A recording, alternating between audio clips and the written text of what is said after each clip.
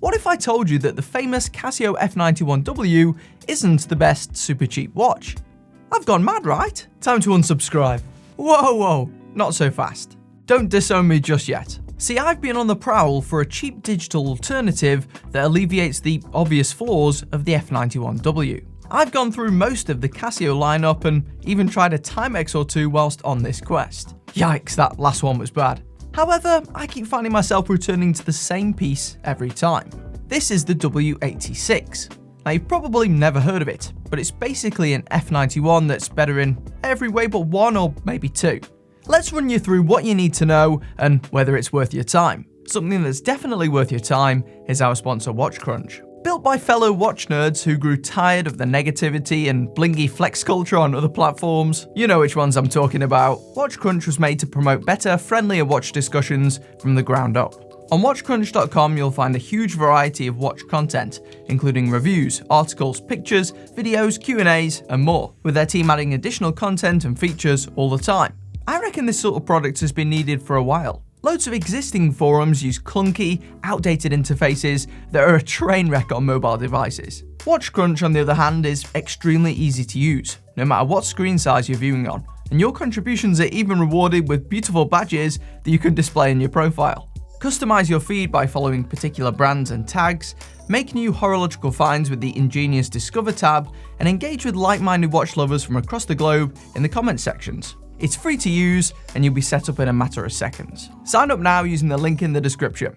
As you can probably tell from the colour and texture, this W86 is constructed of the same resin as the F91. Given this watch is also on the lowest end of the price spectrum, that's hardly surprising, but consequently, it will accrue many scratches and scrapes over time. No metal in use here. The mould is more precise than the F91, as you can see from the more refined edges, and the black is more mattified, but the key reason I like the W86 is its proportions. Many of the other alternatives may boast improved specs over the F91, but that often comes at the cost of size, with most being significantly larger, removing the diminutive on-wrist feeling that the old-school classic is famous for.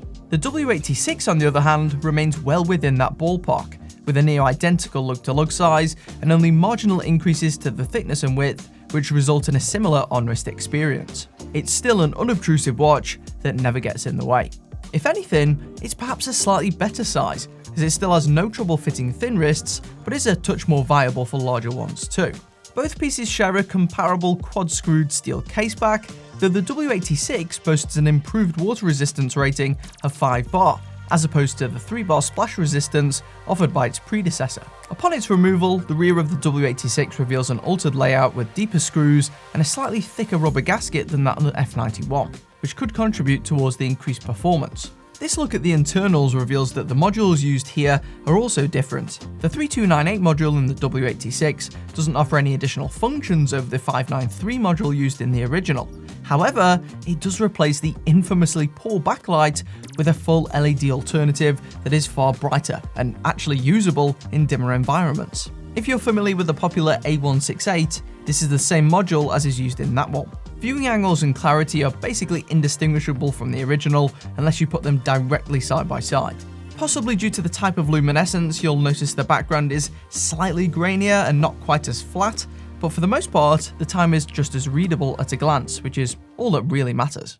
Another improvement comes in the way of the strap. While far from a huge upgrade, the resin band on the newer model is thicker, feels less cheap, and has a more contemporary design, including some angular cutouts that help it look less dated.